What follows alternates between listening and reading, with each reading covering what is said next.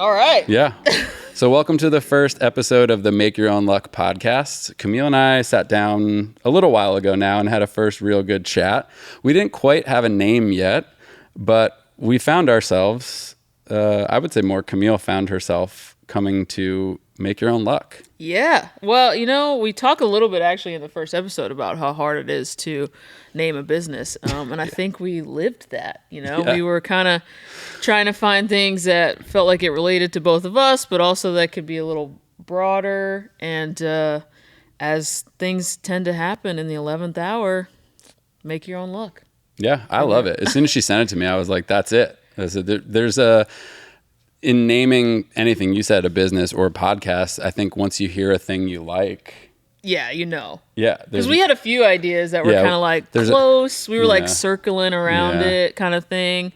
We even, we let ChatGPT take a shot at it. ChatGPT it helped. I think it probably got us somewhere. Maybe it gave us one word, or maybe, I don't know if luck came up, but like probably got Camille's human brain to a point where. Yeah, those things to me are like just like a little bit of a nudge, Yeah. Sometimes maybe there's something you're not thinking about, or, we were very set on like artists that we're influenced by and maybe like our age. And so I think it helped bring us out of that little bubble a little bit. But I like the idea because I think some people believe in luck and some people don't. But if you've made it in life across the board, whatever it is, if you had an aspiration as a young person and got there, there's there's luck in there. I believe that there's luck. You gotta be prepared, which we talk about in the episode you're going to hear today, or this first episode, I guess it's today because you're in your car somewhere in your headphones on a flight, maybe traveling somewhere, sitting by the beach. I don't know. It's today somewhere. So I think personally there's always a little bit of that. And Camille had a good turn of phrase in there that I think got us maybe here too, Yeah. I mean, I think I'm a big believer also that people have different words for different things. Like, I think people can truly believe in luck, but you can also believe that there's an element of work and what we keep saying, preparation and opportunity meeting. So I think both things can be true. And I think the phrase make your own luck speaks to the idea that, yeah, we all need a little thing to like fall out of the sky every once in a while, but you've also got some control over it. And there's some things that you can do to make yourself as ready as possible when those moments come. Yeah. So I would say enjoy this first episode. A lot of good dialogue for us. We tell the story of essentially how we met and how, I guess before that, and how we found our way into the entertainment industry, primarily in music. And it's an origin story. It's an origin story, of both of us and why we're here, episode 1, and where we sort of hope to go, which I think the hope is between the both of us. We have a few great guests that we could line up to sort of have a similar chat with, but try to understand, where they maybe felt their little bit of luck came from. Yeah, I think the thing is that, a lot of our friends are in the music industry. We both were in the music industry. But I think that one thing that we've both learned is that those skills are very applicable in other places. Sure. And, we will have a lot of our friends that were or are in the music industry, but I think the idea of making your own luck is obviously very universal. And so the hope is that obviously we're going to start with our friends and people that we know, but hopefully we'll be doing this for a long time, and we'll talk to a lot of different people about what their journey was like and those little moments and the way that they happened in whatever industry they're in. Right. I think you said this earlier to me before we sort of started recording, but yeah, it's just the little moments is that the most folks that have had some kind of success, we'll call it luck too. Yeah. They can trace it back to something. It might not be a big, you said this earlier, so I'm paraphrasing Camille, but like it might not have been a big explosive moment thing, but then when they think back, they find that little nugget of like, oh yeah, there's the thing that got me here today. So yeah, I once heard a great turn of phrase that like when you're making shifts like that, it's like turning an ocean liner. you know? Like you really don't make the hard left or the hard right. I mean, I guess in some ways you do, and maybe it looks that way in the past, but what I think we found most common is that it's like these little adjustments that you keep making, and then all of a sudden you're going in a different direction. Yeah, what a great way to put it. So, with that said, I'm not going to say more because that's too good. Enjoy the first episode. I think we're going to call this, How Did We Get Here? Yeah, that's it. So how did we get here? And that's it. So enjoy the first episode of the Make Your Own Luck podcast.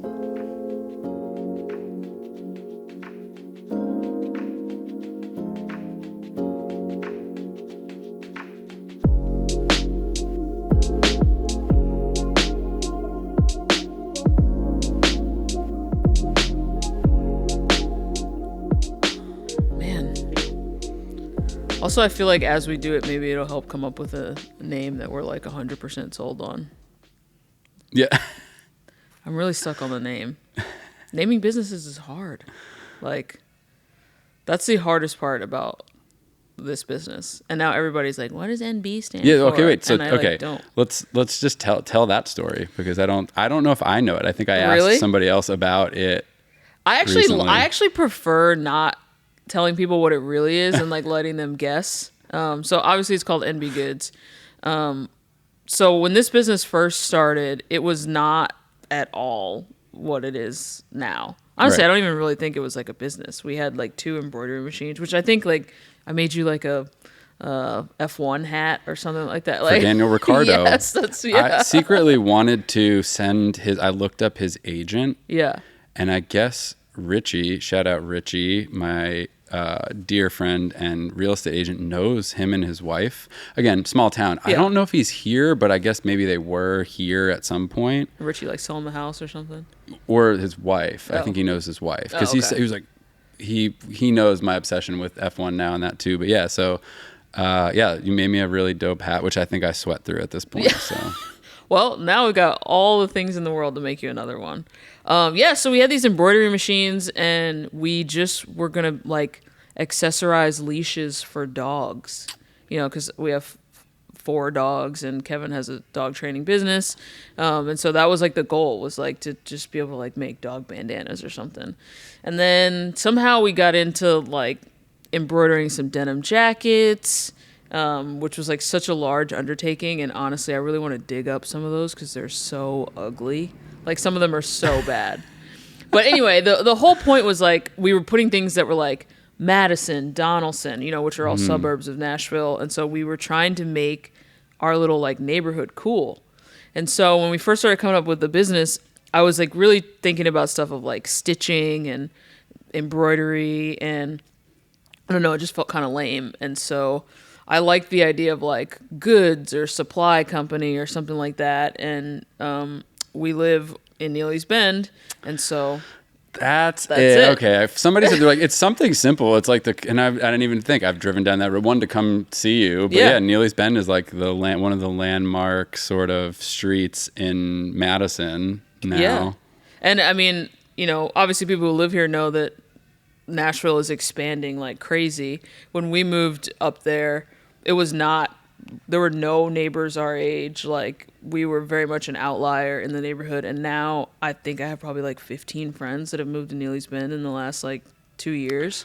I was saying for a while, like the Madison vibe was going to expand, you know, and here we are. We're in it right now too. Yeah. That's where we are today. Yeah. I mean, this is like, I guess people technically call it like the Rivergate area, but it's like our company's Nashville, but it really started in Neely's Bend. But a lot of people outside of Nashville obviously don't know what Neely's Bend is. I think the NB smart, you know, it just makes it feel it could be accepted by anybody. So a lot of people think maybe it's like my initials. Some people have asked if it's non-binary. You know, which actually kind of works because everything is very like gender neutral. You know that we do. But yeah, it just stands for Neely's Bend. And some people say not bad goods. I like that one, actually. If I was ever to retroactively change the name. It's an interpretation for everybody, right? Yeah. It keeps it a little bit more open. But that's how we're landing here. because we have known each other, crazy to say it. Are you about to do math? I'm going to do math. Oh, man. So we met, it's coming up on 20 years. I don't have to do that hard of math because we met in 2003. Yeah. And we're in 2023. Oh, which, believe it or not, we're in 2023. It was end of 2003. So we got a couple months to go for our anniversary. Yeah. So Camille would have already been attending Rider University, which is where we both met. Rider like a bronc. That's another story. We'll save that story. That gets us to our friendship and why Camille is doing what she's doing now. But yeah, so almost 20. I'll say almost 20 years ago, little 18-year-old Evan. Because I'm 20. Oh my God, I'm 30. This is what we were talking about the other day about how 1980 is 40 years ago, not 20 years ago. It's really dark times in our world. But yeah, we met for my first day walking up to my college dorm. What dorm was it? Olson Hall. Yeah. Gosh. So Camille was stationed, right? Yeah. The proper terminology for it was bronc buddies. Right, bronc buddies. I feel like maybe after the fact, like me, Darren, and Donnie. So like my core college friends that Camille knows, we weren't all as close as Camille and I are, and I am to them. But like I think we agreed to do that for some time too. Like we went back and also just helped load people into college because why not? Well, the pull was you got to come back early. So that was the thing, was that like when you moved into college, whatever, that week after Labor Day, if you were a bronc buddy, you got to like move in 3 days early. And basically it was just like a free for all because class hadn't started and you would just be back with your friends partying for 3 days. And the only penance you had to pay was that you helped the freshmen move in. So again, flash to that. So there I am, and with Marion and Jack, which Camille has gotten to meet as well, my lovely parents. My peeps. Carrying a refrigerator up. I don't know. I feel like you said you carried it or helped carry. I don't know. But that's where that was the initial meet. And Camille just said, "Oh, there's this cool." I feel like you must have seen something in what you were carrying to let you have an insight into music or a poster. There had to be something, right? Like I don't know. Yeah, I don't think I was like blindly recruiting people for it. I think, you must have had like a band thing, or maybe you were like wearing Vans or something like that. Like there was some 100% wearing probably checkerboard slip-ons at that point. There was some emo marker that allowed me to know that like this was someone that I could, invite into our fold, Right. And so from there, we were both a part of the Student Entertainment Council, which on campus for us, that meant we got to book all the cool stuff that kept everybody sort of entertained and having fun. And when you think back on it now, we were also in charge of way more money than we probably ever should have been in charge of at the time. Well, to be fair, there was like an advisor who was really like ultimately sort of helping us navigate like writing the checks, getting production, like that kind of thing. But the general idea of SEC was that there was this fund of money that everybody paid into as a student. And then as students, you were on this board and you were kind of tasked with figuring out how to spend that money. So whether it was a concert or a comedian or I remember those like oxygen bars we would get. I guess we had I use this term and I will date both of us, but like, cause I feel like the Gen Zers are like, huh? Like Rolodex, we had a Rolodex of things at our disposal in terms of like fun activities or just random. It wasn't always a concert and it wasn't always like a guest lecture and it wasn't always a comedian. It was all types of stuff. Wait, I should turn this music off. Yeah.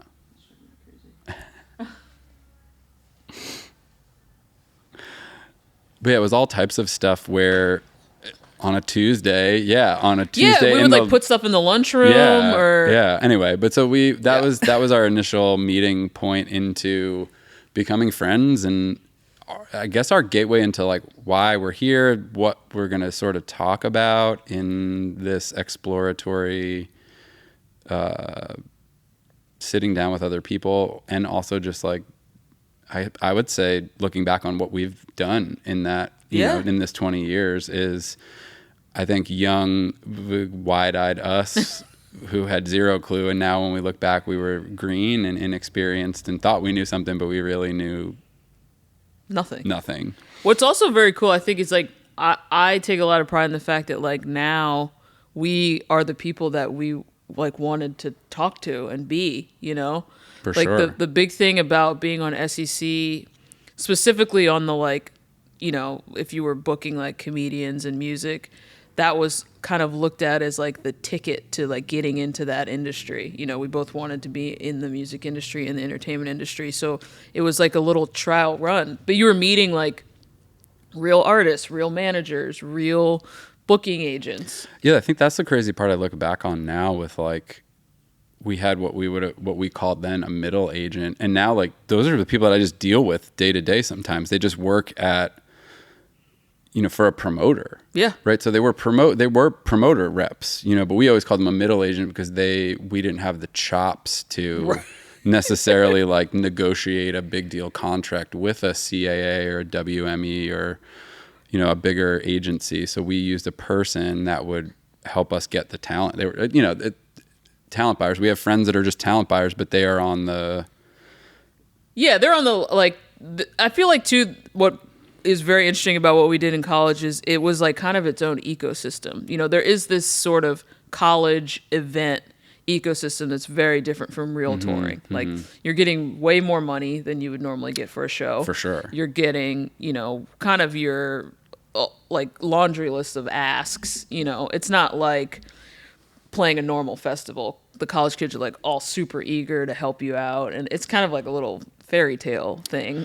Yeah, it's when I've gone like after our experience and then starting to work in the industry and touring and then getting like being in a fortunate situation where we went back to the universities, I would always try to talk to students. Yeah. Thinking back to us, being like, oh man, I talked to the guitar tech of this band. Like usually we would have some kind of interaction with a tour manager or manager because they were the ones that said yes to the gig. But Yeah.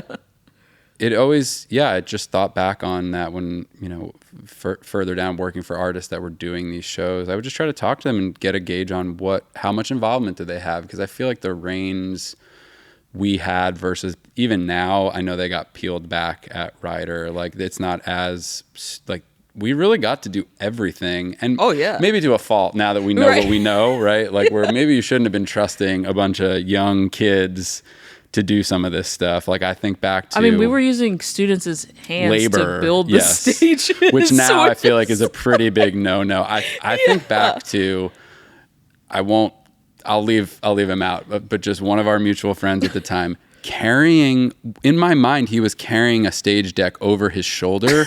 He was not a large man and probably drunk at the time because it was after the show. And now I'm like thinking like, there's no way he was carrying that by himself because it usually takes multiple people.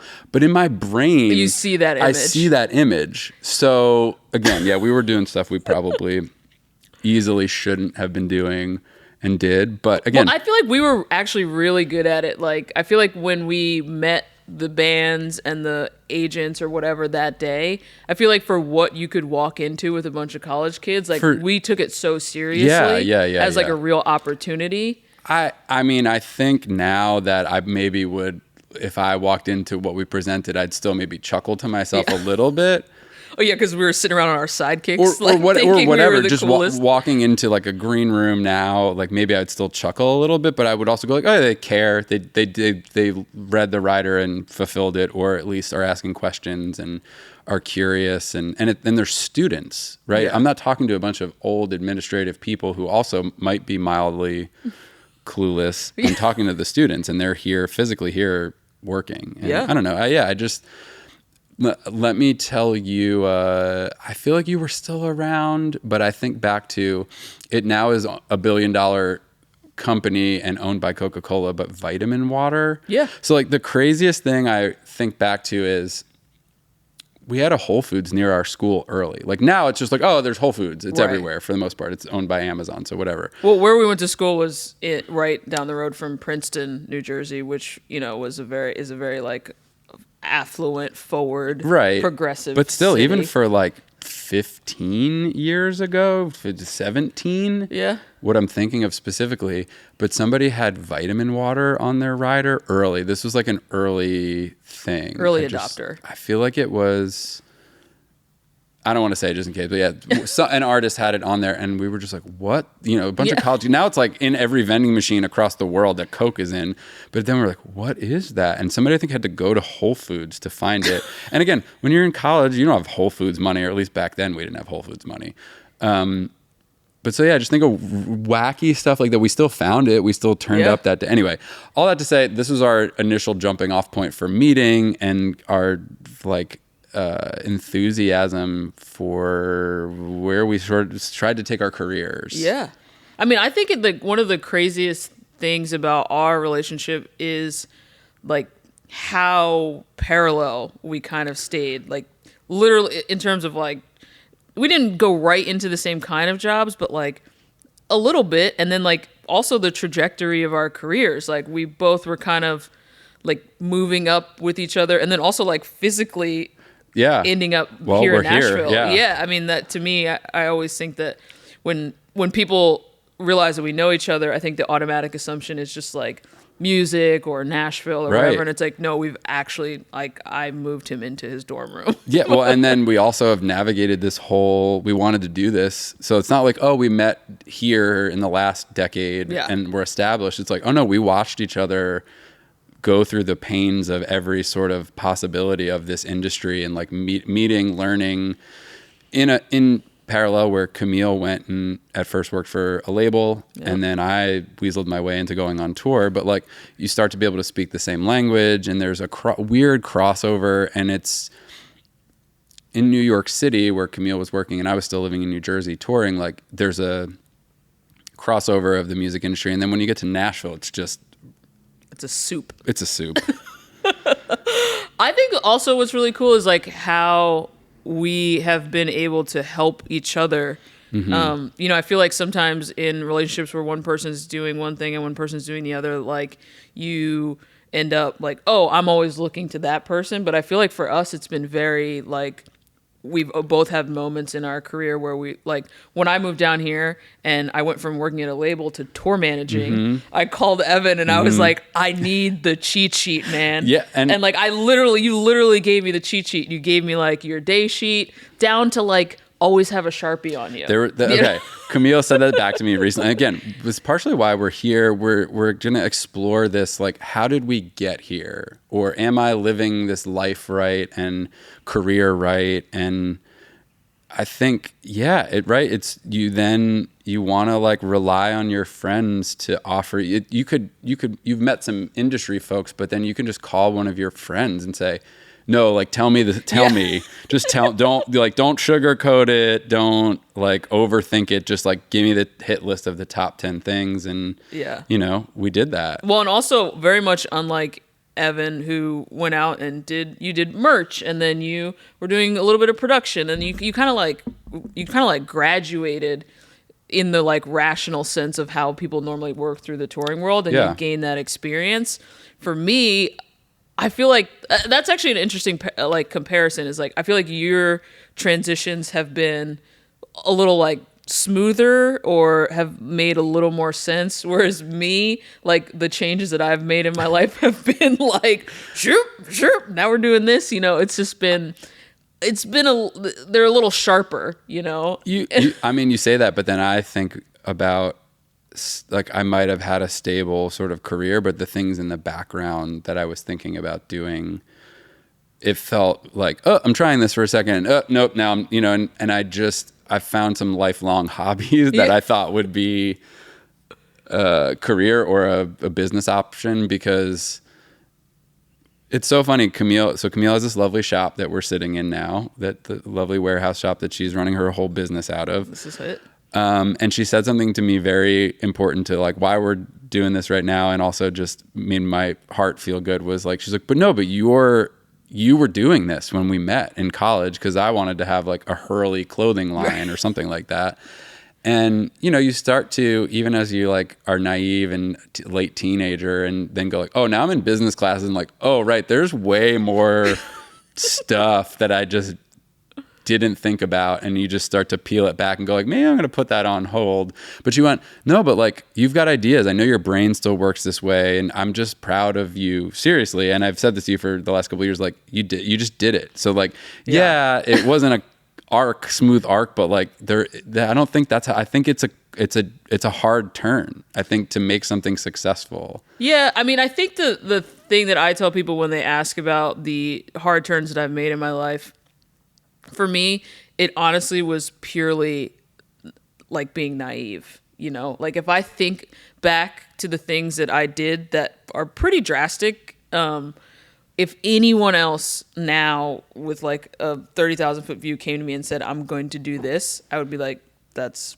so dumb. Like, you know, and that just happens, I feel like you know? we like before we started recording this the other day, we talked about like, yeah, I think Mark Cuban can say that too, but right. But he, you know, he put his foot down somewhere and, you know, became a billionaire because of it. So, yeah. So like just to walk through a little bit of, you know, I know we're talking about our journeys and where we've been. Why don't you sort of like tell everyone just kind of like the general progression of your life in the music industry and like where we are now, where we've landed. So we, you know, again, we met each other in college, and I had already had a mild interest in touring. Yeah. I had friends who were in a band when I was in high school and played local shows and opened for, you know, national touring acts. They would always, the promoters of a lot of venues at the time. I think it's different now because we're just in such a different world with the internet and how musicians are found and young artists are found. But like then you were like, we need to play these local shows so that people coming to them are like, oh, who's this band? Oh, they're like my age, or they're in my town or in my region. And growing up in New Jersey, there was a really strong just scene of alternative music. I'll call it, like now looking back, it's like alternative emo punk and pop punk but like heavier music, metal, and like and there were just small places to go see bands all the time. Yeah. And you know, that's another thing where like Camille and I relate, where like we grew up not far. We didn't know each other until we were in college, but we grew up not far from each other. I mean, maybe demographically, like geographically, that's kind of the thing about living in Jersey or New York. Like you're never really too far from anyone. Yeah, it's crazy. We live in a state now that's like time zone, different time, it's in different time zones. But so this, like growing up in the scene and like helping local friends who were older than me. So they like let this young little nerd hang out with them, but I took pictures and I made a website for them. And so you were one of the first people I ever knew that knew how to use Photoshop.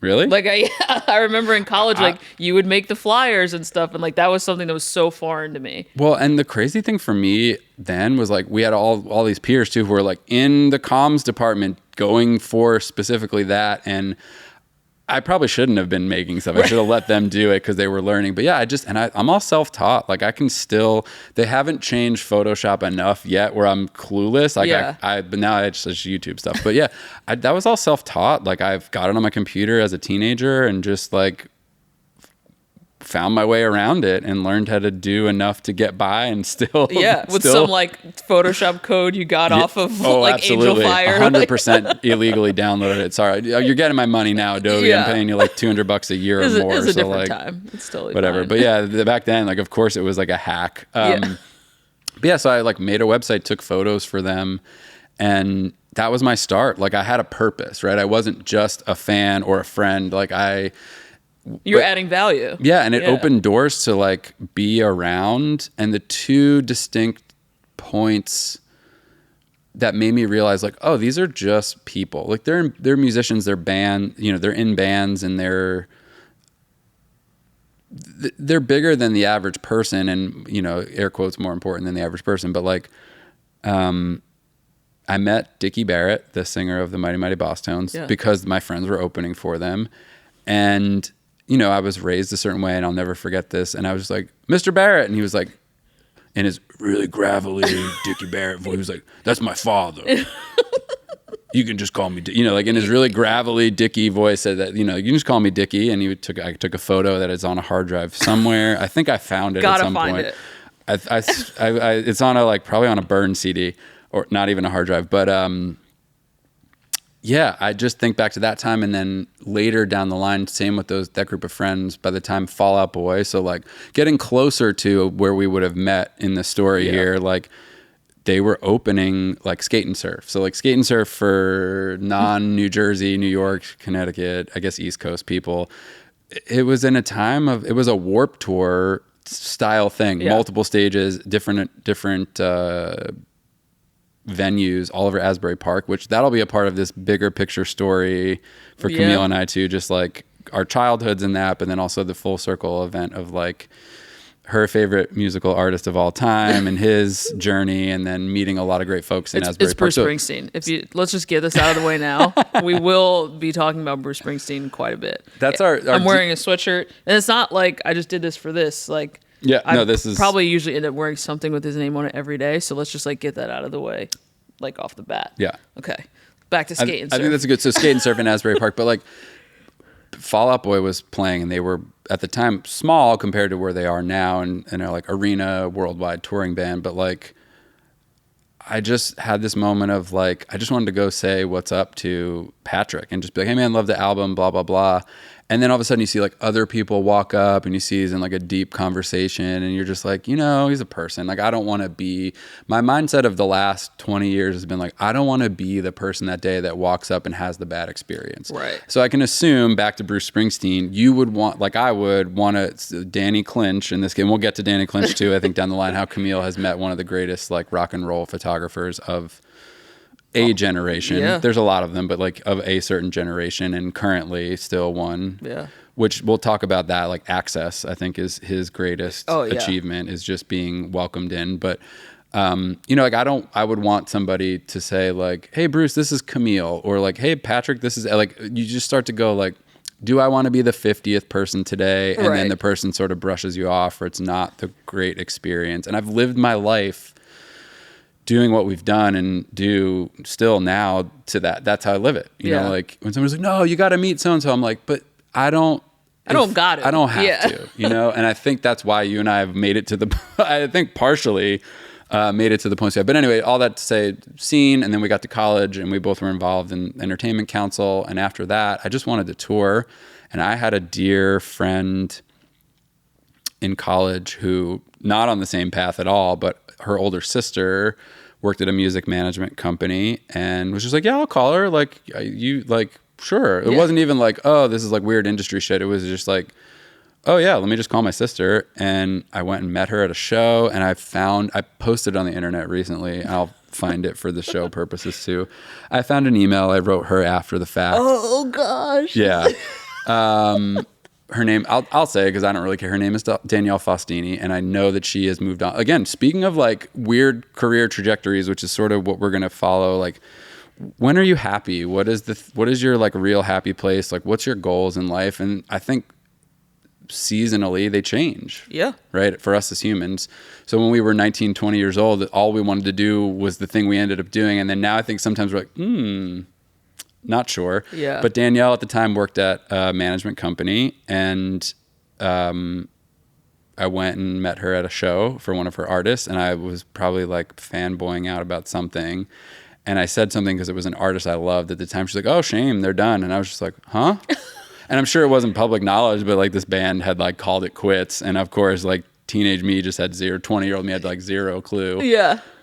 Still pains me to this day. That band is just never, it was, again, it's, just as best as I did, it was a thing where it went to a major label and it just fell apart. Yeah, fell apart. I feel too, before we get too far away from where it all started, I think that's kind of a big part of how we both got where we are, is being from Jersey. There was such a strong scene, but also, I know everybody says this, but it was really before the time of MySpace had just started. Facebook was the college Facebook. Mm-hmm. You didn't have access to these people behind the scenes, you know? Like it wasn't a thing where you could just look up like, oh, this is so-and-so's manager. Let me DM him and see if I can get a job, or knowing where people were going to be hanging out and that kind of thing. Like you really had to figure out those like access points. And then once you had them, you had to be good in the room, you know, because for the most part, you know, like you could have walked up to Patrick that day and been a total weirdo, and then like somewhere down the line, you guys run into each other, and he's like, "Oh, that was that kid, no way!" Like, because he would probably still remember it because you're not taking a million selfies and stuff like that. And so I think that the way we came up and the way that our careers grew, like you had to be good. There weren't a lot of people who like, or at least like. Be reserved enough, like know when to you read the room, you know, like which is still to this day, I think one of the like, if I tell anyone, we were talking about this off mic earlier, so about someone in particular, but like that is the number one talent, and I think it's something that I'm sure it can be acquired and like honed over time, but I think in general, like people have to meet you and just immediately know that like you're going to be good in the room. Like that's the number one requirement. And so I'm sure like when you were at that show with Danielle, if you hadn't been good in the room, like it would have all stopped there. The craziest part is after the fact. So we met, I wrote her this awful email, which I have it saved on my phone now, so I'll post it somewhere to however we're posting for this. Yeah. It'll pop up on the screen if you're watching this on YouTube or in our social medias, plural. I just looked back and I was also like, what were you doing grammatically here? You were in college. You were, you know, this wasn't like 7th grade, and I just I'm like, you idiot. But it's still, the flashback to it was she still read that and didn't write me off, and I think I held myself together enough and through all that, because when I finally like got to the summer internship interview, which interestingly enough, like I don't think this could happen anymore because you either have to be paid or it has to be for credit, and I had graduated, so I was already like out of school. It was my summer after senior year, but I got there that day dressed as best as I could, and after the fact, I feel like probably like over the summer, like, oh, you had it, like we just brought you in because like Doug, who was one of the like GMs of the management company, was just like, he just wanted to meet you and also mess with you a little bit and like ask you ridiculous, because like of course I'm being groomed for like business school, so like you're proper. I think I had a blazer on at the time, which was also in vogue, but like, and they're just like in t-shirts and goofing because they work at a music management company. There's like no formality to it, so I was just, my brain got rewired. There was also still that like old, we were in a time where there was like that old guard that had kind of been in the music industry when it was like what you see, I don't know, in like these like vinyl or those shows where it's like people were doing blow off their desks, and I think it was coming, just that era was on its way out by the time we had sort of tried to make our appearance. I was very much on, like when I first started at Atlantic in 2006, that was like right after Elliot Spitzer had like shut down Payola, you know, and like where money had just been flying everywhere, money, TVs, gift cards, like, and I was like, oh man, I got here like way too late, you know? Like, where's my tickets to every blah, blah, blah show? Yeah. Like where, you know, that kind of thing. And it was also, this is a crazy thing, around the time that we were starting, it was pre-iPhone. Yeah. Like I remember this is one of those things that takes me back to like where we grew up. So we would go into shows like in the city, and because we were had such proximity to New York, the shows that we would go to were also the shows that like all the record label people were going to. Right. So I remember being like a 14, 15-year-old kid in high school going to shows, and I was just like enamored. This is so lame now that I think about it, but I was enamored with the people in the back of the room who were all on their BlackBerries. You know, like I could tell they were like the label people, the agent people, and they all stood in the back and were like barely paying attention. Yeah. But somehow I was like, those people are cool, you know? And so I remember like when I got a job and I got a BlackBerry, I'm like, this is it. I'm the person in the back with the BlackBerry, you know? Looking uninterested, yeah. but I'm also interested. Also, I was super interested. I was still definitely in that phase where like everything was so exciting and I wanted to go to every show. But again, I think it just has a lot to do with like where we grew up and how we grew up, you know? Yeah, for sure.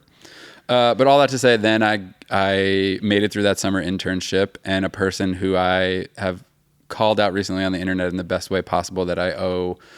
I mean, we might be sitting here still because we were friends before that, but like I owe this whole career arc at this point too is this girl, Gabby Fain Silber.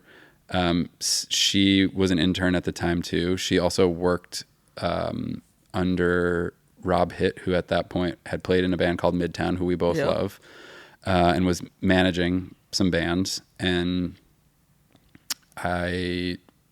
Gabby was just like, "Oh, we've got this band 4 Years Strong." I was like, "Oh, I've heard of them, you know, just in a college, you know, being sort of in like the scene in college, like they came up and I knew who they were."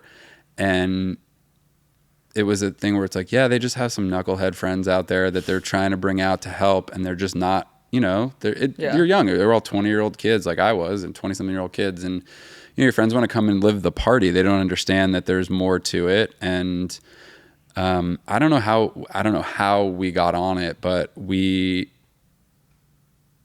was like, "Yeah, are you know," it was sort of coming to the end of my internship, and there wasn't anything on the horizon. Your hope was like, "Oh, I'm going to work at a music management company." And it's just not. The office was full, and like they can't hire they can't hire every person every year. There's just not room. Especially you were at a very desirable, like that was a company that was like super hot at the time. Yeah, you know, and like, if anything grew into being one of the biggest, you know, they have names now. They definitely pop like acts on the planet. Expanded past what it was, but it was just like a very genre specific thing at the time. At the time it was like a lot of they had taken care of Fall Out Boy, and then a lot of the adjacent artists to that whole scene that were growing in popularity. And that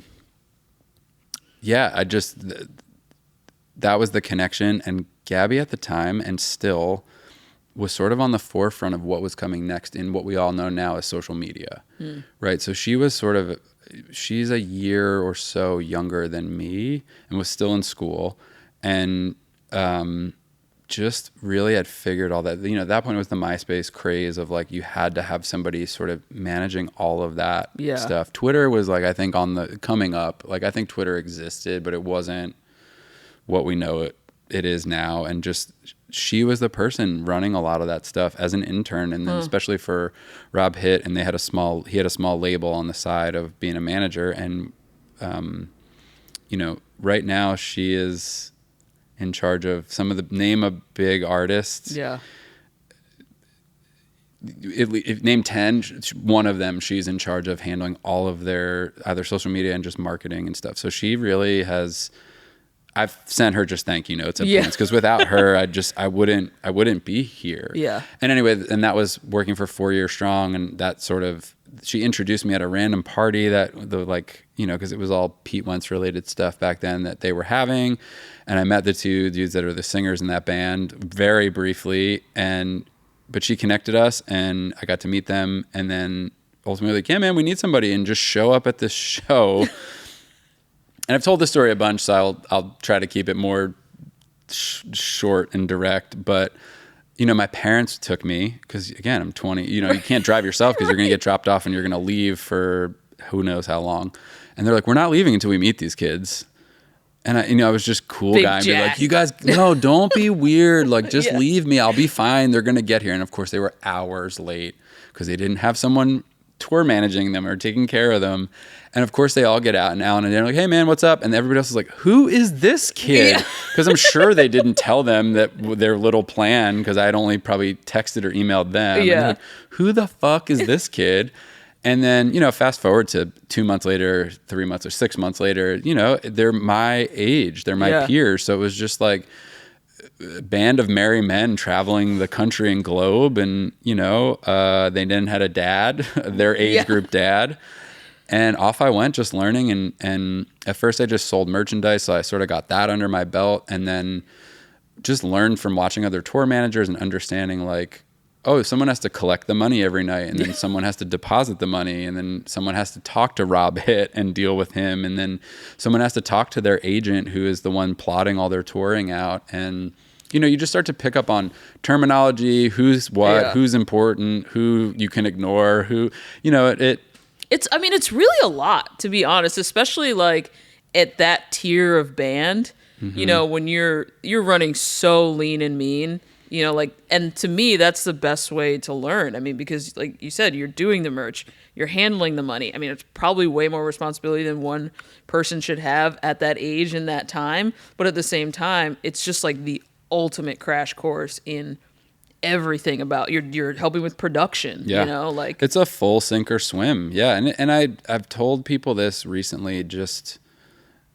they're like, back then kids were like, how did you get this job? And it's like, it's luck. There's still luck involved in it. And again, I had a friend whose older sister did it. And again, there's no social media like we know it now, where maybe you like write at someone and they respond, or you find their info and you get a hold of them, or you call, like who knows how you would have even gotten the phone number.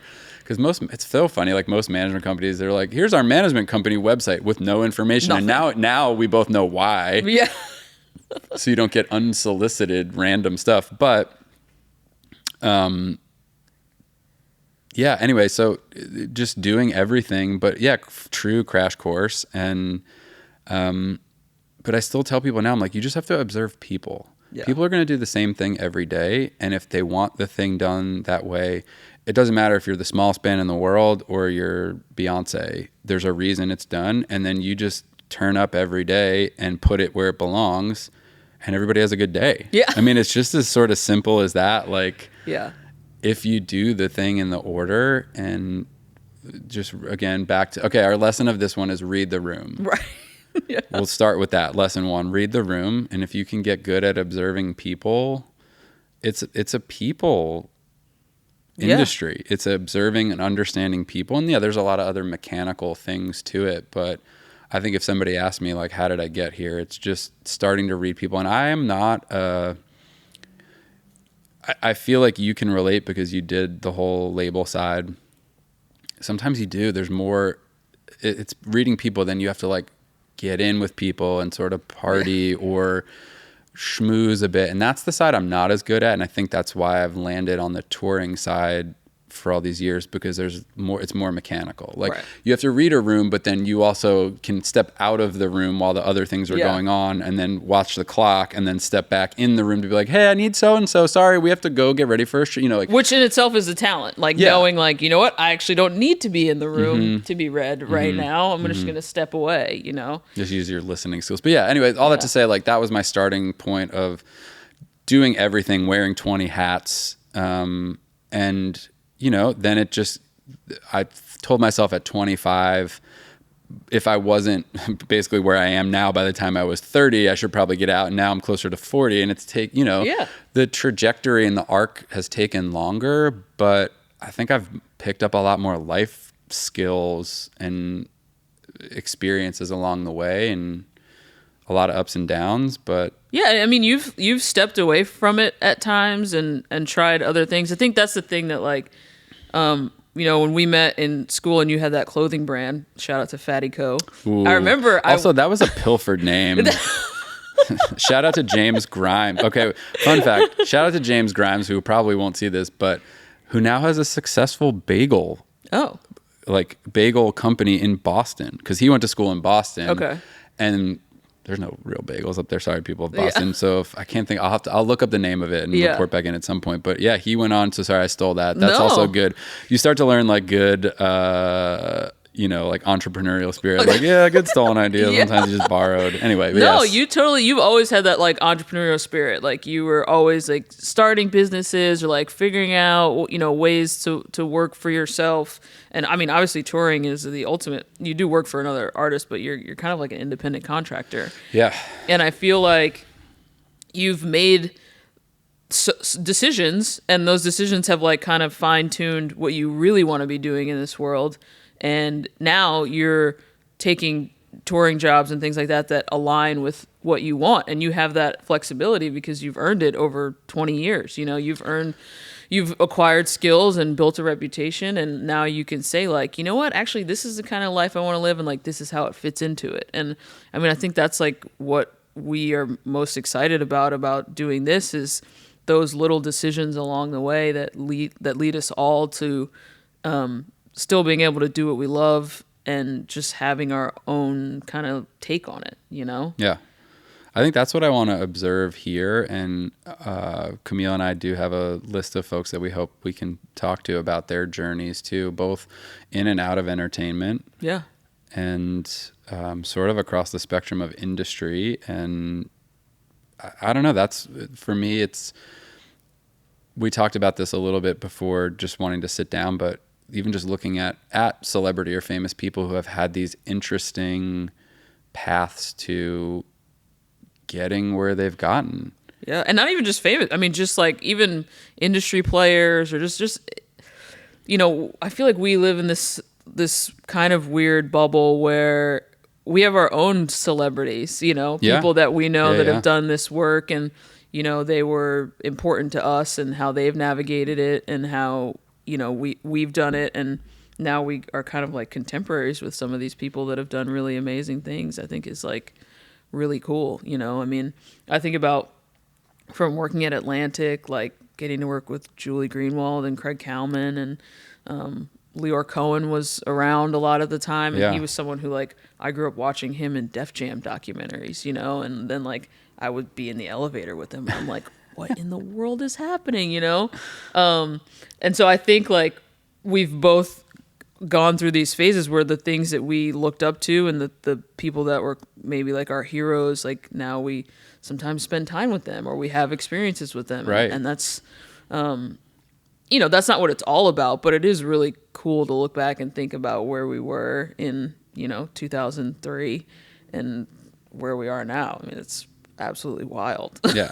I just, again, like I told the story, I'll just save it for a second, but off mic before we started doing this, and like being in a room with a person that when you were 12 was like everything. Someone you listened to, someone you went and bought their music, and now you're standing next to them. And yeah, it's interesting. Again, back to like read the room, you know where you're at, and you'll get to stay in the room sometimes too. If you read the room well and can be sort of in proximity to interesting people and stuff. And yeah. Well, and I think the other thing too is like you touched on it a little bit, but I think one of the biggest things that you learn if you're moving along in this world the way I think is like most ideal, you really do learn that like everybody is just a person, you know. Sure, I mean, you have these experiences with people, and sometimes like, you know, like for me, my first management job when I first started with that person, they were just a person for all intents and purposes, you know, no success, had a record deal, but not necessarily that anybody would know anything about. And as you go on this ride with them, then all of a sudden they become this recognizable person. But, you know, you met them when they were just a person. And so I think it's really important to always like keep that perspective. I mean, you know, it's great to have heroes and it's great to have people that you look up to. But at the end of the day, we're all just human beings, and you know, sometimes we make great decisions and sometimes we make not so great decisions, and like, you know, everybody has to have a little bit of grace for that. And that's something that I'm always really like happy that I took away from, you know, my time in the music industry. And I mean, I still work with, you know, music industry types now with NB Goods, just in a different way. But yeah, I think there's just like knowing that we're all just people and we're just trying to figure it out, you know? We'll give that arc. Now is your turn. So so Camille's kind of coming, we've navigated the industry together, but I think as your friend and hearing, you know, you just get to a point where sometimes you're like, these are long days, right? Yeah. And it's a cycle, especially here in Nashville, especially in country music. There's a multiple awards. You know, Camille was working for a you know, and we'll get into it, but a pretty prominent country artist, and you're busy. Yeah. You know, the whole team, it's not just you, it's everybody, the artists themselves, the whole tour team. Yeah, it's just, I mean, touring, managing, like working for an artist in a significant capacity is a very, I would say, selfless sort of position, because you really are absolutely beholden to like their schedule, their needs, their wants. And when you're in a position to give that, and if you're good at it, it's a great job to have, and it's very fulfilling. But when that's not your goal anymore, it's the opposite, you Right. know? Yeah. And so, I came out of college literally the day I got home from like my senior trip or whatever. I started at Atlantic Records. You know, it was like the craziest thing. And I had no background in, I didn't have friends in bands, you know, like the first time I'd ever been exposed to the industry was, you know, in college, with what we did. And I just always loved being behind the scenes. I knew I had no musical talent. I had no production talent. I just liked the idea of being like that support person. And so I started at Atlantic. I worked in the radio department, and then I moved up to the marketing department, which is really where I got like more exposure to like the artists and management. And I worked there for 6 years. I had a little break in between where I went and worked at a venue that we grew up going to, and just very quickly realized that there wasn't too much room for growth. And so I went right back to the label. Luckily, I was able to find another job there. But yeah, when I went back to Atlantic, that was 2008, I want to say. Yeah, it was like 2008. And that's when I got the job in the marketing department. And I worked for two folks that were product managers. And that position within the label was kind of like you're basically like management in the label. So you were like the hub for coordinating with like the publicity department, the legal department, the art department. We were kind of like the home base for all of that. And you were coordinating directly with the artist manager for the most part. I will say too, as a friend who just got to, hey, turn up, like we're gonna go out in New York and like turn up, and they'll buzz you up, or you know, whatever it would have been back then. Still cool to see at the time. I know that those offices, they got new like Atlantic, Warner, whatever, but like cool to like walk in and be like, oh my god, this is creative. Like it was creative, right? You walked in and it was just like artwork for stuff all over the place, old albums that label had worked on, just cool stuff that unless you're an insider, you're never going to see. And as much as the music industry was going through a rough patch of like, how do we sell music, which is what we sort of came up in, unfortunately, still you could tell there was money and that cool stuff was going on, and interesting people worked in those hallways and in those offices. And no, it definitely still had, especially at Atlantic being such a like revered legacy label, like it still had a lot of weight. I mean, we were in an office on, you know, right in Rockefeller Plaza. I was like, you know, I was so broke. So I was usually walking to work, you know, an hour from the Lower East Side. But like you were still like, oh yeah, I work at Atlantic. Like they had, people still had business cards, like it looked like they were cool. They were little records. I remember super that. Cool. They were. It was like, I still have mine. Yeah, like, they were cool. Yeah, I mean, there was, again, it was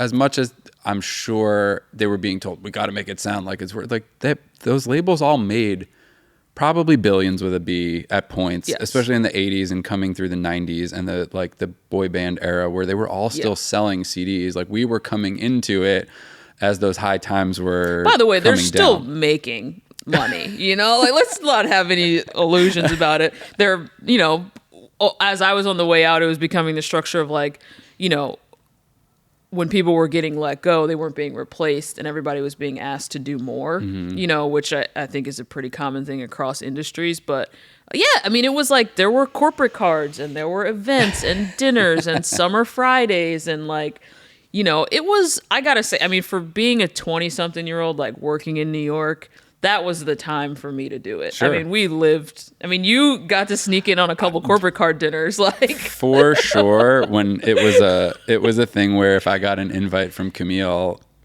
I went. Yeah. No questions asked. Because you knew someone else was paying. It wasn't me. Like someone.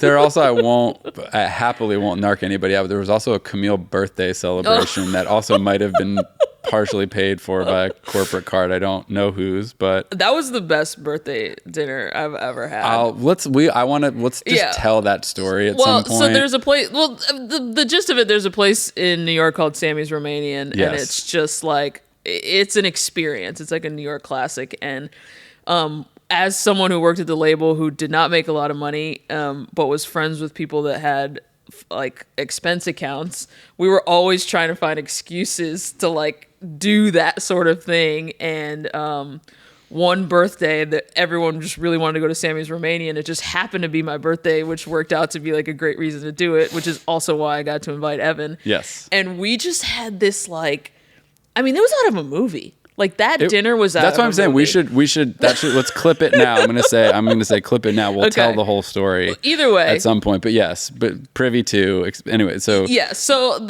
there was still a little bit of that like heyday element, and you know, for me, it was like a very steady job. I had a salary. I had a 401k. I had right. health Yeah, benefits. yeah. It was still Yeah. a top tier company in the world. Absolutely. Owned by a parent conglomerate company at that point. But there was a point, you know, and I think this is kind of where the story of like my life and how it starts changing begins, because there was a point where I just wasn't happy. Like then there was nothing that happened. There wasn't like an incident. Like I mean, it is a hard life and it's a hard job. Yeah. Like there's a lot of demands to it, but I guess I didn't really see like a path for growth. It wasn't something I wanted to be doing for the rest of my life. And I just was starting to get really antsy. We grew up in Jersey.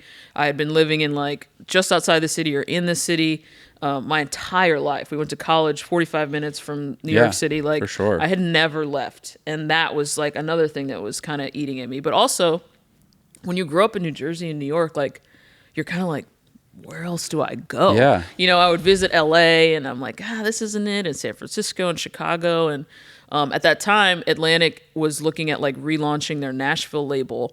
And it just was this thing that like started to click. Like these artists started coming up. They were trying to sign.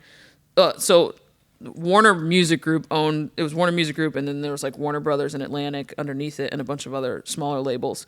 And so Warner Brothers had a Nashville office, and they were going to like convert it to a Warner Music office. And so then Atlantic was going to have like their artists down there, and it was going to be like this whole thing. So these people started coming up from Nashville, and we were having these meetings, and my boss at the time was like super passionate about Nashville. He had grown up like a country music fan. Mm-hmm. And so it just kind of got thrust into this world. And to me, immediately I saw it as an opportunity. I was like, this is a way for me to like move to a different city, knowing that Nashville was like the center of country music. Right. And it was exciting. Like, I mean, now I kind of joke about it, but like, yeah, I mean, I was excited about listening to like country music on the radio because it was just so different. Now there's more of a presence in Jersey, but there was not really a country when we were kids. Yeah. No way. No. And it felt so different, and it felt like everyone in our building was so focused on like pop and rock and hip hop. It just like felt like a real lane for me. Like I was like, if I can commit to this community and this genre, like there's a real gap, and like I can stand out and do something and like take that, you know? And so that's kind of how it started. I started like reading all the country charts. I started like communicating with the people in the Nashville office. And you were still in New York. Yeah, I was still in New York. Yeah. And I was just like kind of like trying to figure out how to weasel my way in, you know? Yeah. I interviewed for a couple of jobs at the Warner office, and like they never worked out. And then one day this artist walked in, and they were trying to sign him to Warner Nashville, and we just got along like really well. We used to do this thing called the like dog and pony show. Like an artist would come in and they would walk around and meet like all the different departments, and for whatever reason, I can't remember whether my boss was out that day or whatever, but I ended up being the one that kind of took him around. And we just got off like really great. And I was like, man, this is it. You know, like I could just feel it. And so I just maintained that relationship. And then somewhat serendipitously, there was a huge hurricane like in Jersey. My entire apartment flooded. I lost like all my stuff. I had just moved out of Manhattan into Jersey City. I had like could somehow afford this like little garden apartment. I feel like we vaguely talked about this, and maybe I saw it, and then you're like, I'm out. Yeah. And so like I had just made this move because I was still like, maybe if I move out of the city, it'll make me feel better. Like I was just trying all these things. And anyway, so my apartment flooded, and I was like, this is it. Like the world is telling me this chapter is over. And I still hadn't found a job, but I knew at that point that I knew enough people like in Nashville that maybe I could like make a go of it. And so that happened in like September, October, and we notoriously, like, Christmas break in the music industry is like super long. Whole month. Yeah. So we went Hoping for that this year. Hoping for a whole month. I went and did that, and literally the day I got back to the office, like January 3rd or whatever, I was like, I can't do this anymore. Like, I was just like, that day I walked in and the switch was flipped. It was over. And I just kind of worked up the courage over the next couple days, and then I just quit. And I had just gotten a promotion, which like never happens at a record label. There's never a spot. And everyone's like, what? And I was like, okay, wait. I vaguely remember this all now because the person that sort of left to get you the promotion, we both mutually know. yes. And also the last two people that had that job had left and moved to Nashville, which was that was like, I don't know how that happened. So that office was like, they didn't want to give anyone that office because they're like, you'll just move to Nashville. Yeah. So anyway, yeah, I just, that was like the turning point for me. And I just said, I gotta go. And I came down here, and I think then people were like, oh, she's serious. You know, when you're in New York and you're like, hey, I want to move to Nashville. Yeah. There is a little bit of that like outsider mentality. And so, yeah, I just quit my job. I packed up what little I had left. Like I said, most of my like furniture and anything big got lost in the hurricane, the flood. And I just moved down here cold turkey. I stayed with a friend, and then I weaseled my way into a management job with that artist. And I was supposed to be just a manager because of like finances. There wasn't a lot of money at the time. The tour manager quit, and they kind of looked at me and they're like, can you tour manage? And I'm like, yeah. And I had literally never seen a stage plot before in my entire life. And that's when I called Evan, and he told me, bring a Sharpie. And that's really where the journey started, you know? And it is funny. Right now, I have had two younger people just cold email me. Yeah. And it really asking questions, but asking informed questions. You know, difference. You were my friend. I was gonna here's the Bible, right? Like here's everything. But it's cool, like to feel useful. Yeah. I hate to say it now. Now as I get even older, like somebody reaching out and you go, oh, I have this. I can at least get you the start. You know, I might not be able to go do a Taylor Swift tour launch Phoenix Cardinals stadium show cold, but like I can get somebody started on the path to what they should need or have. So it's interesting again recently, and then going, all right, you were here just trying to give back, right? It's, you know, I always tried to, even as a younger person with way less experience, but now I'm like, oh, right, there's not enough workforce in any of these industries. Yeah. And I mean, we still have those vessels of knowledge. I mean, it's like you and I were just talking the other day about a gig, and like you were mentioning people, and I was like, I knew every person on that gig and who they were, and we had maybe worked together, and like that's still really weird to me. Like we went from being outsiders to like, oh, I know who all these people are. Yeah, I know what they did before they did this. And sure, some of them I was there. You know, especially in this town.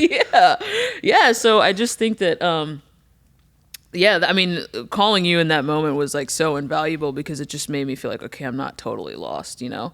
But then I went into it with the mentality like you did when you first started. Like we were lucky to be on like some bigger tours.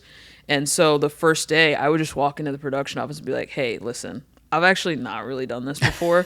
I'm going to show up when you tell me to show up. Right. Whatever you need from me, you tell me, and I will never ask you the same question twice. And honestly, like most of the tour managers were so appreciative of that because they get so many people who come in and like are cocky or like act like they know what they're doing and they really don't.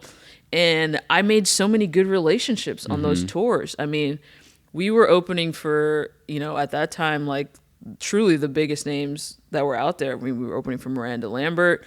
We were opening for Blake Shelton. Like, and then the first big tour we got was Taylor Swift's Red Tour. And then I had to go out as someone who had been tour managing for like 6 months and tour manage an artist on the Taylor Swift tour. But also at the time, you were technically doing 2 gigs because you were tour managing by proxy, but you were the day-to-day manager, managing all the career aspects too. Yes, so it was true. Double duty on you. But you got to write. I think it probably paid dividends in the long run because it wasn't like you were a manager that sometimes pops in to see a show that they helped put a budget together for. It was, oh man, it's do or die. Yeah, I gotta know what's going on out here, or it's not gonna work. I had seen what the day-to-day operations were. Like I had, lived on the bus. I had driven the van. So when I started to move more into the management stuff, I think that was like a really big level of respect, not only with the artists and the crew, but like with other people that we would run into on the road. It's like, no, I'm not just out here like slinging papers and like just telling you got to be here then. It's like, no, I've done that 8-hour drive. Like, oh no, I've carried that case. Like I did this stuff. Yeah. So yeah, it was very valuable. I think truly now I wish there was a little bit more of that as I've kind of come up the ranks in different aspects of touring, because somebody might ask for something on a budget line and it's just a no, but there really might have been and they might have still pleaded their case, but the person that's saying no just hasn't seen it firsthand from the ground up. And even with that small percentage of time you spent on the road by comparison to your overall career, it still helped inform decisions you'd make in the future. I think that there's value in that. Yeah. And I think it's like, no, it was definitely, I would say that everyone should and could like take that route if it's like possible, because I just think that it changes your perspective on everything, Yeah, it also helps you get a sort of first class seat to like, how does management work? Yeah. How can you, if you want to leave the road, is that something you could see yourself doing, et cetera? And then, like Camille, you just get to make a complete different change in all of your entire life. So yeah, round us out there. Get us to... Yeah, well, I think one thing that's interesting about you and I is that, like, we're both good at the road. I feel like most people are wired for one or the other, or at least is, like, stronger. Like, I'm not stronger as a road person. I'm stronger as, like, a people managing person. And I feel like those skills are applicable to any job. Like, if you're good with people or any career, and so that's why I think when I came off the road and started doing day to day, that was a great fit for me. I did that for, I'm trying to think when so I moved down here in 2012, and then I was in management through like the very beginning of 2020. So almost 8 years exactly. Actually, it was pretty much on the nose, like 8 years. And the thing that happened in those 8 years was I got really good at the day-to-day thing. Like, I loved that job. I thought that I would do that job forever. And then, like, life changes, like you said, things that are important to you just become less important.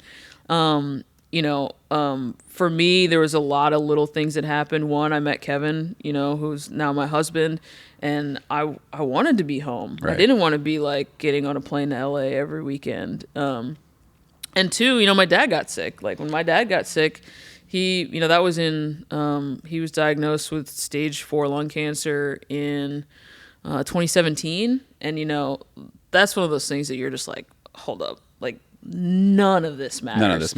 And ultimately, you have to have a job and you have to have a career. And going through something like that, just for me, it just changed my perspective about what was really important to me. And for sure. The things that motivate you sometimes in the music industry, when you get a perspective check like that, it just changes. And so it was very similar to what happened to me in New York. I just slowly was kind of like, I don't think this is it for me. I just don't think. And it was kind of like nagging at me. And so once again, like I've just become adept at doing, I cold turkey quit.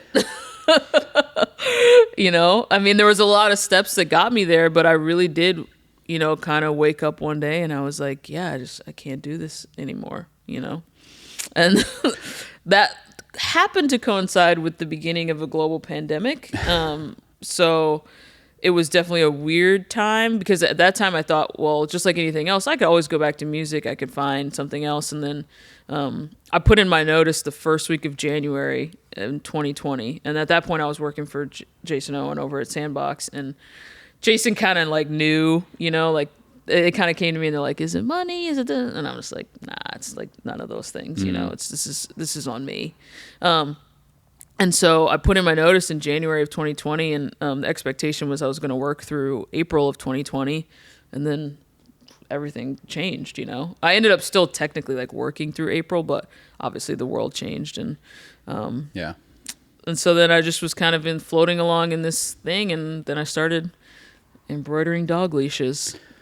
And here we are. Hey, we're sitting in your own space. Yeah. And yeah. We went from 2 embroidery machines to a retail location and a 2,000 square foot warehouse that you're sitting in right now. Yeah. And I think we're going to dive into all of this of truly how we're here, maybe a little bit more. But as your friend and somebody who, that was on their list of things in life is just like to start working on something. It's also why we're here, because Camille is going to be my partner to just say, nope, we're doing it. Because I'm a drag his feet as long as he can, think about it, overthink about it, keep overthinking about it. But that's it. That's why we're here today too. Because Camille's like, nope, let's just start talking. Let's get the gear we need to get. Let's not drag our feet. And also, this wasn't even like in either of our plans. Like, no, I came up and brought it up. We came to just catch up recently, and then I said, I'm really thinking about going back to a podcast, and she just went, yes. Yeah. And I said, great. And now I have a person. Because I think the first time when I took a stab at this, which I did a podcast just about touring, and all the tour people that listen, a lot of my friends, but a lot of they just be like, why did you stop? What are you doing? And so it was a little bit of a creative itch, and I felt like I had some great conversations. I also learned a lot. We're a little bit more better prepared and equipped this time. I also love that we have cameras. But a learning, and again, COVID for me was like, oh, I'm interested in this again, or like, what else is there? And just trying to understand all this. But yeah, to have a partner, because even friends that came and were on the show that had also maybe had podcasts or been involved, they're like, you need a person, or you need 3, or you need sort of a dynamic. When you're by yourself, you're just either going to do it or you're not, and you might fall in a hole and then no one's getting you out of the hole. So they're like, you really do need another person to sort of push you a little bit. I mean, that's like the case with everything. I think we both have like individual endeavors. I feel that with the business sometimes. It's so hard to like get motivated without anyone there. And right. Yeah, honestly, you came up here and we were talking about something, and I think I had kind of been thinking about some sort of medium like this, just because I do think that we have like some really great friends and we have some great stories to tell. Yeah. And, Evan just sort of casually was like, this is like a thing. And I was like, yep, done. When are we starting? And he's like, oh, well, I said, nope. I was like, let's do it. What do we need to order? We need to order the cameras. It was like, I just, and I know how like I can be too, where you can think about something, you ruminate over it. But something about when you said it, it was just like, yeah. And then I had kind of had this little idea about, how our paths have changed and how we know so many people that have done the same thing, especially in the last couple of years. Yeah, for sure. And it just felt like, I don't know, it felt so obvious to me once we said yes. I like it. Camille started just pitching this idea of, again, like, am I living it right? Are we living it right? And how did we get here? I think it's a combination of all that, and I think how did we get here can apply to, it doesn't have to be entertainment, doesn't have to be, it can be, you started off wanting to be a doctor in your life, and then you're doing something completely different. Yeah. And I was saying too, to just sort of look at more known people, like we, just watching the Academy Awards recently, and Ki Hui Kwan, like, who is in one of my favorite movies of all time, listening to his story and years of like, had this ride of great films in the 80s. He did the peak. He worked with Steven Spielberg and Harrison Ford as a kid, and then a bunch of other great folks that have all sort of gone on and had other success. And then it sort of went away, and he turned a corner and did other things in Hollywood for a while, but still and made money and had a family and supported his family, but then hit a point where he's like, I like acting. Yeah. And at like 50 said, I'm going to do this again. and just try it Just again. did it. And now as an Academy Award, you know, like what, you know, again, not as wide, like stayed in the industry, but still like you sort of put it on hold, right? And then take stock again and go like, if I'm not doing it now, when am I doing it? So that's sort of it, why we're here right now too. I think too, like something about working in the music industry is that like you have a lot more freedom to make those decisions, and like kind of when you're working for yourself, you're used to being sort of like an independent contractor. You maybe feel a lot more comfortable with those decisions. But like as I make friends that aren't in the music industry and are outside it, you realize how many people like maybe never make those decisions, and maybe are like, you know, feel like they can't make a big leap in their life. They feel like, oh, I gotta have this job, whether it's because you have family or obligations or whatever it is. Or maybe you just have societal pressures and you think like, this is what I'm supposed to be doing. This is what I went to school for. I have to do this. I have to do this. I think there's a lot of people that don't ever get to live their truth and like make those like what we would call selfish decisions to make a change. And I think it's really important that like if we have those abilities, number one, that we honor it. And number two, I used to have this notion that like owning a business or working for yourself, like you had to be like Steve Jobs. Like you had to just have this miraculous idea and you were just this once in a lifetime person. And, you know, the more I met my friends who are starting businesses, it's like, I know people look at me and think like, oh, you started this business, but like, it doesn't feel that way to me at all. It's like, I made one decision and the next day I made another decision. And then you look back and you're like, oh my God, I guess I have a real business. I got payroll. Like, this is a real thing, you know? And so I think that like kind of breaking down our stories and our journey makes it seem like not so like fantastical. Like it's a real thing and people are doing it every day. Right. And you can pursue it. Yeah. And again, I think there still is a little bit of your own, like pushing yourself and a little bit of luck. I think there's a little bit of luck in everything, right? There just is. One of my favorite sayings is, you know, luck is when, you know, preparation meets opportunity. Like there is certainly opportunities that both of us have been handed that a lot of people don't get, but we also did a lot of preparation. You know, so it's a mix. I think so. I think that's one of the greatest sayings. And again, we were sort of talking about this today. I've just started working for a new artist and got a weekend to come in and observe, which is a rarity. Usually you just get hired and you go. It's like any job. Like you don't really get to like come meet everybody on the staff and see what's in the cafeteria at the, you know, wherever. You just get hired and go. And, you know, maybe there's some kind of onboarding, but I got to go see it and I watched a lot of people. That's it. They're young and they're hungry and they're prepared. And whether it was prepared from day one or one time somebody said, and they said, oh, I don't have that. And then the second time they had it and they've had that item, thing, moment every time. So Sharpie. It's number one. Cause that's, I mean, you saw firsthand, oh man, right? Sharpie and mints. I think that's the only reason we made it here. Yeah. I mean, you saw it, right? Like you never know who's going to walk in and be like, oh, can you sign? And they weren't holding a thing. And then they pull a thing out of their pocket and you just get looked at. Yeah. Oh yeah. you know, I don't know. That's a lot of what our jobs in the music industry were, getting looked at.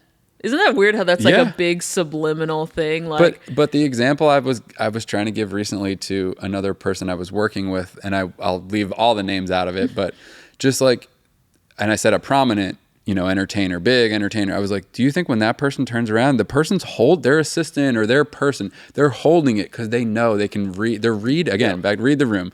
But like they just know. But it's a lot of just the turnaround and you're just like, here's the thing. You're gonna add your phone, a Sharpie, a nail file, this gum, some mints. I mean, whatever. That relationship is just as intimate as any like relationship with like your partner, your family. Like, you know, when you're really doing this stuff, you get to know that person so well, or at least if you're good at your job. I feel like, and we've discussed this and we'll talk about this person in the future, but just, we have a mutual friend who we both worked with and that works for an artist that you worked with that has become that, you know, they are the go-to. They know that person probably as much as they would know their own sister at this point. And that's the relationship you're looking for, right? Like, because you have your own partner at home, like you have your significant other. Usually by this point of the ages that we're at, you hopefully have someone, right? I hope for anybody out there.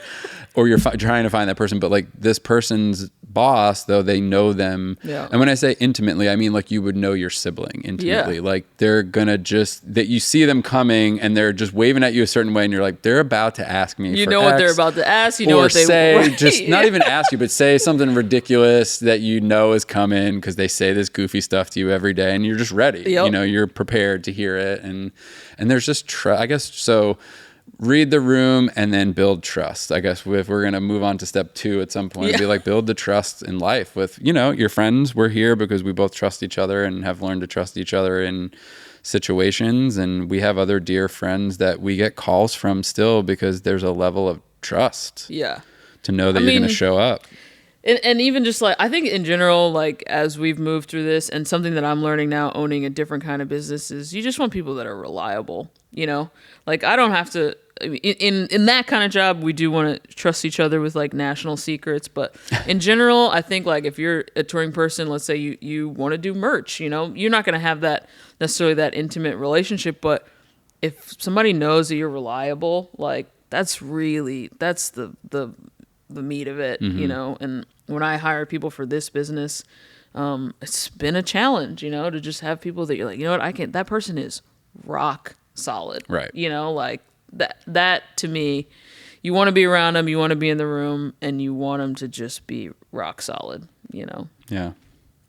So we're just trying to keep all of this momentum rolling, you know. I think that Evan and I are both, as much as we're kind of reflecting, like we're very much still in the middle of all of this, you know, for sure. And we're still navigating it ourselves. And in 5 years, we might have another crazy story to tell about some big change we made. But yeah, the evolution, and I think that's going to be sort of where this all is headed. So if you're interested and you're growing and changing and want some advice, or I'll say too, I mean, there'll be a lot of talk about entertainment and especially the music industry, which I think we have a pretty reasonable grasp on. So if you're interested in learning more about that, we're going to tell a lot of stories. We're also going to talk to key people sort of from that space that, you know, might be able to inspire you and offer you wisdom and some knowledge and a thing, and also just like again, career change. A lot of people that Camille and I both know that started in that industry and now have gone on and done things you couldn't believe in the food space, you know, in sporting, in writing. Tech. I mean, I think that's the big thing too, is like we really wanted to focus on getting a lot of diversity of experiences, and as similar as our experiences are, they are still very different. For sure. And I think that we know a lot of people that have gone on to do very different things, and I mean, we'll always be like scene kids at heart, but you know, there's a whole world out there. Yeah, so stay tuned for that. If you're watching the YouTube component of this, subscribe. Hopefully thumbs this video up if you found it. Big thumbs up. If you found it helpful. And then if you're listening in a podcast format, please, rate and subscribe on any of those options. I think now too on, things like Spotify, you can save it like you would save your favorite artist. So save the pod, and keep coming back, and we'll keep trying our best to inform you. And we'll have some kind of social media component too. I think we'd love to hear from everybody. If there's like people that you think we should be talking to, or things that we should be talking about, we're very open. So leave a comment below if it's on YouTube, or leave a comment shoot us a direct message, or slide into those DMs. And we'll see if we can get to it. Yeah. Well, I think this was great first. I think we're doing it. Yeah, I think we're doing it. So here's to 20 years. We'll let you know when it's the official 20. We'll have to look up what September something, August something. We'll have an official 20-year anniversary at some point here. So weird. All right. See ya. See you guys.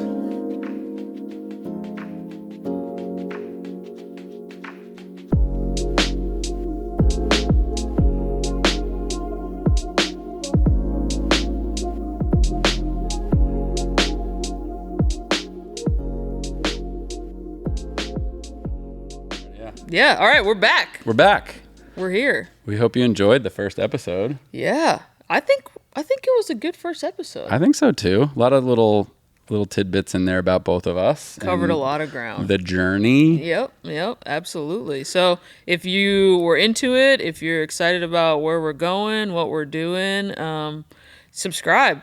Find us wherever you like to listen to podcasts and keep listening. Don't stop. And on socials, it's at Make Your Own Luck Pod. So Instagram, probably going to venture into TikTok. So come DM us, etc. Yeah, we want to hear from you. We want some feedback on the first episode. We want to hear if there's someone you think we should be talking to. Sure. All of that. And stick around for episode 2 coming shortly. That's it.